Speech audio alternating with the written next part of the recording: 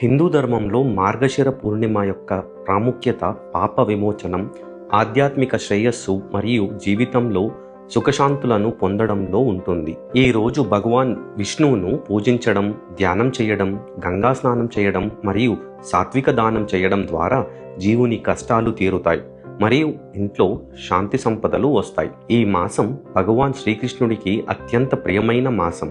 శ్రీమద్ భగవద్గీతలో భగవాన్ కృష్ణుడు మాసానాం మార్గశిరోహం అని చెప్పి ఈ మాసం యొక్క దైవికతను తెలియజేశారు. హిందూ సాంప్రదాయంలో దానం చేయడం అత్యంత పుణ్యమైన కార్యంగా భావించబడుతుంది. దానం ప్రాముఖ్యతను వివరిస్తూ శాస్త్రాల్లో ఇలా చెప్పబడింది: నేన్ ప్రాప్యతే స్వర్గో దానేన్ సుఖమశ్రుతే ఇహమత్ర చ దానేన్ పూజ్యో భవతి మనవః.